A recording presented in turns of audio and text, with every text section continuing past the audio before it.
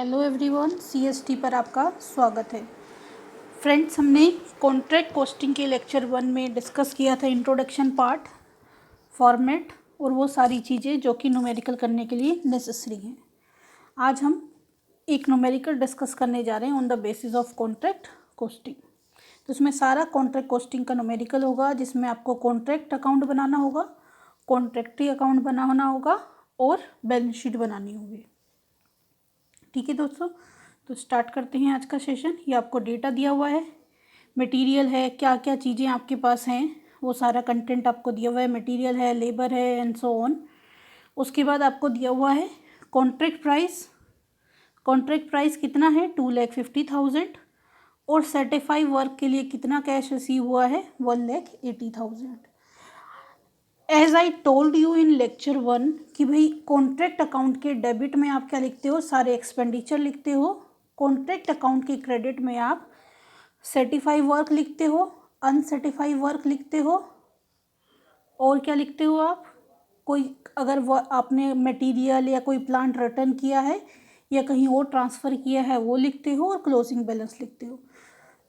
तो आपने वही चीज़ ध्यान रखनी है इसमें कि जितने एक्सपेंडिचर है वो डेबिट साइड शिफ्ट कर देना है। इसमें सिर्फ 2-3 चीज़ें ध्यान रखने वाली है कि आपको एक तो गिवन है डायरेक्ट एक्सपेंडिचर एक्रूड। इसका मतलब क्या है? Outstanding expenditure. एक आपको दिया हुआ है वेजेस एक्रूड। इसका मतलब क्या है? Outstanding wages. आउटस्टैंडिंग वेजेस आपके लेबर में ऐड हो जाएंगे, और जो आपके डायरेक्ट एक्सपेंडिचर है वो डायरेक्ट एक्सपेंडिचर में ऐड हो जाएंगे, क्योंकि आउटस्टैंडिंग है। प्रीपेड होते तो माइनस होते और आउटस्टैंडिंग होंगे तो प्लस होंगे। यानी कि इस तरह की सिचुएशन आती है तो आपको वही ट्रीटमेंट करनी है जो आप फाइनल अकाउंट में करते हो। ठीक है, तो इसमें ये दो ही चीज़ें हैं, बाकी एज इट इज डेटा हमें पुट करना है। दो हमारे पास क्लोजिंग बैलेंस है, एक है प्लांट का और एक मटेरियल इन हैंड। ठीक है, तो अपनी फॉर्मेट में पुट करते हैं सारी चीज़ें। Material send to site put कर दिया क्वेश्चन से। वेजेस आउटस्टैंडिंग जो थे एक्रूड थे वो ऐड कर दिए, शिफ्ट कर दिए। देन प्लांट आपको गिवन है 15,000 का लगाया आपने। देन डायरेक्ट वेजेस एक्रूड दोनों को ऐड किया, शिफ्ट कर दिया। एस्टेब्लिशमेंट चार्जेस आपको सारी चीज़ें क्वेश्चन में गिवन है। यहाँ पे क्या लिखना है? जो चीज़ आपने रिटर्न की, मटेरियल रिटर्न किया था वो वैल्यू लिख दी। क्लोजिंग बैलेंस आपके पास क्या है? मटेरियल इन हैंड है और आपके पास है प्लांट। ठीक है, उसके बाद हमें क्या लिखना होता है? Work in progress. आप ये चीज़ें कैसे भी लिख सकते हो, कई बार हम वर्क इन प्रोग्रेस इसके ऊपर भी लिखते हैं और क्लोजिंग बैलेंस नीचे लिखते हैं, इससे कोई फ़र्क नहीं पड़ता है। सी देन हम क्या करते हैं? Work in progress. Work in progress में वर्क सर्टिफाई, वर्क अनसर्टिफाई, सब कुछ आपको क्वेश्चन में गिवन है। देखिए, वर्क सर्टिफाई, वर्क अनसर्टिफाई, ये आपका सर्टिफाई वर्क है, ये अनसर्टिफाई वर्क है, सब कुछ है, सिर्फ उठा के हमें लिखना होता है। इसलिए बेसिक देखना ज़रूरी होता है। अगर आपने बेसिक देखा है तो क्वेश्चन में कुछ भी नहीं है आपके। सर्टिफाई अनसर्टिफाई लिखा, दोनों को ऐड किया, शिफ्ट कर दिया। इधर के टोटल में से इधर का टोटल लेस किया। बैलेंस अगर डेबिट साइड बचा तो it means profit, credit side बचा तो लॉस। लॉस आता है तो आगे कुछ सोचने की ज़रूरत ही नहीं होती, सारा का सारा लॉस कहाँ ट्रांसफ़र हो जाता है? प्रॉफिट एंड लॉस में। बट अगर प्रॉफिट आता है तो प्रॉफिट के लिए एक क्राइटेरिया होता है जो कि हमने इंट्रोडक्शन में डिस्कस भी किया है और अभी मैं दोबारा से आपको बता देती हूँ। सी हमने क्या किया? सारी वैल्यू पुट की, बैलेंस निकाला और हमारा प्रॉफिट का जो बैलेंस आ गया वो आ गया 28,275। 28,275। इसके बाद मैंने आपको एक टेबल बताई थी कि आपको देखना होता है कि अगर भाई 25% वर्क कंप्लीट हुआ है तो प्रॉफिट एंड लॉस में कुछ भी ट्रांसफ़र नहीं होगा। 25 to 50 1/3 into cash receive upon work certify. 50% से लेके 90% है तो फिर आप 2/3 into cash receive upon work certify. तो अभी सबसे पहले देखना है कि कितना परसेंटेज आपका काम कंप्लीट हुआ है। उसके लिए भी मैंने आपको फॉर्मूला बताया था। परसेंटेज ऑफ वर्क कैसे देखते हैं?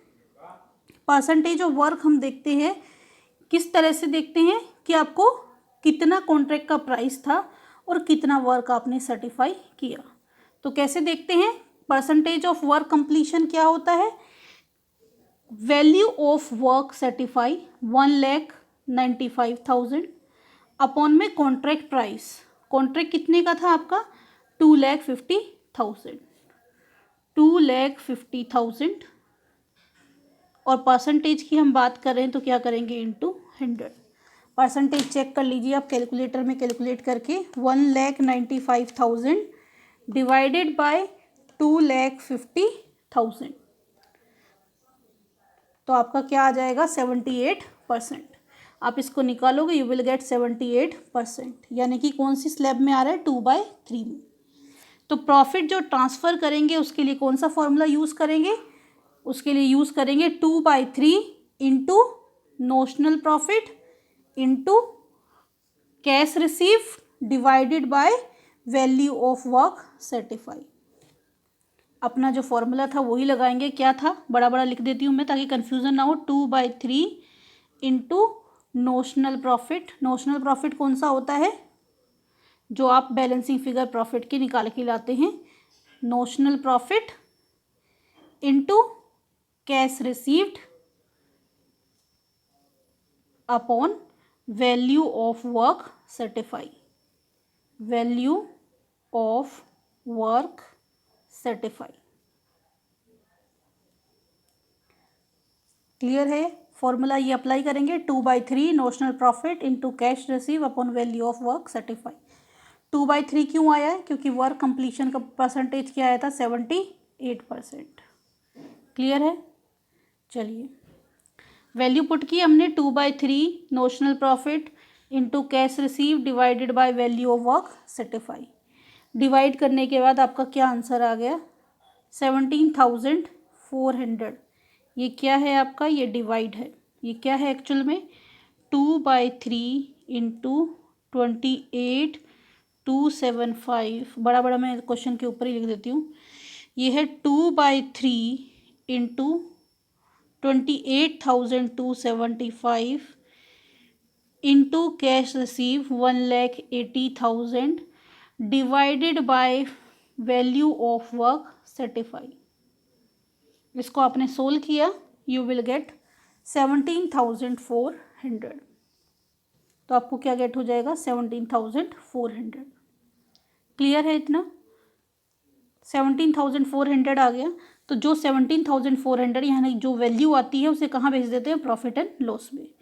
तो डेबिट साइड में लिखेंगे to profit and loss account 17,400। फिर आप इस टोटल में से इसको लेस करोगे तो जो बचा हुआ बैलेंस है वो क्या आ जाएगा वर्क इन प्रोग्रेस। इतना मुझे बताइए समझ आया कि नहीं। इसमें क्या चीज़ है मेन है ये कैलकुलेशन और परसेंटेज ऑफ वर्क कंप्लीशन, क्योंकि जब आपको परसेंटेज पता होगी वर्क कंप्लीशन की तभी आप इस फॉर्मूले को प्रॉपरली अप्लाई कर पाओगे। एक बार फिर से रिपीट कर रही हूँ, सारी एक्सपेंसेस डेबिट में, क्रेडिट में जो कोई रिटर्न किया है कुछ, क्लोजिंग बैलेंस है आपके पास, और वर्क इन प्रोग्रेस में दो चीज़ें लिखनी है, वर्क सर्टिफाई एंड वर्क अनसर्टिफाई। ठीक है, बैलेंसिंग फिगर आएगी उसको यहाँ से इधर शिफ्ट कर देंगे, फॉर्मूला लगाएंगे, जितना आएगा उसे प्रॉफिट एंड लॉस में शिफ्ट कर देंगे और बाकी बचा हुआ किस में आ जाएगा वर्क इन प्रोग्रेस में। क्लियर है, चलिए अब हमसे कॉन्ट्रैक्ट अकाउंट भी पूछा था, कॉन्ट्रैक्टी अकाउंट, और हमसे बैलेंस शीट भी पूछी है।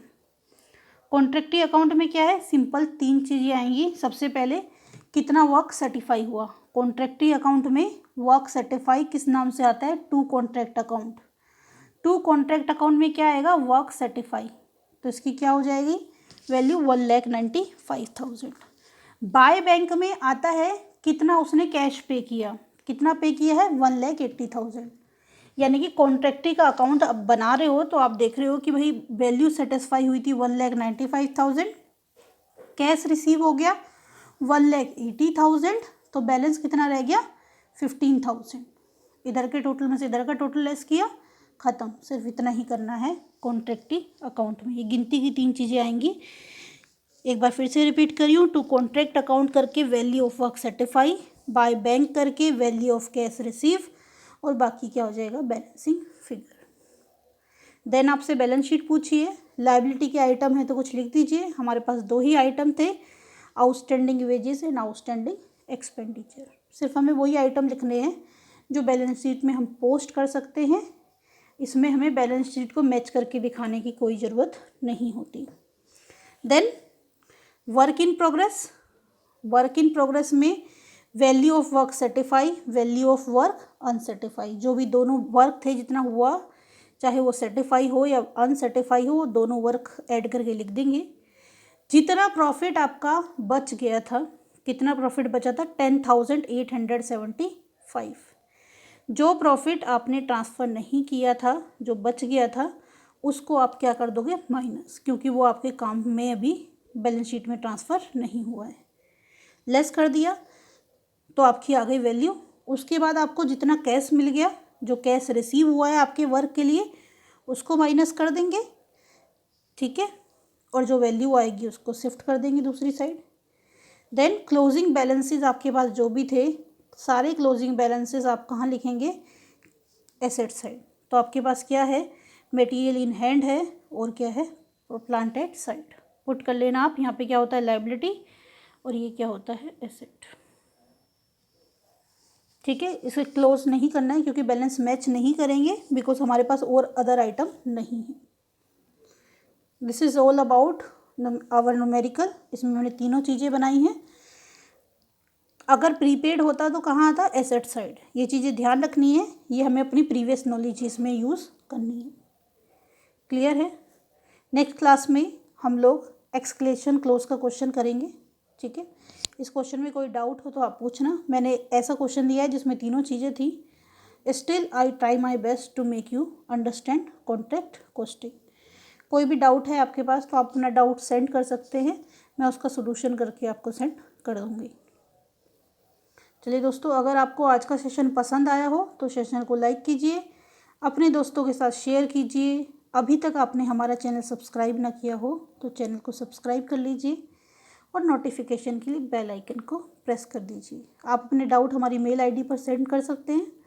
आप हमारे टेलीग्राम ग्रुप को ज्वाइन कर सकते हैं और अपडेट के लिए फेसबुक पेज को भी ज्वाइन कर सकते हैं। चलिए दोस्तों, तो नेक्स्ट सेशन में मिलते हैं नए टॉपिक के साथ, यानी कि नई वैरायटी के साथ कॉन्ट्रैक्ट कॉस्टिंग की। तब तक के लिए bye bye and take care.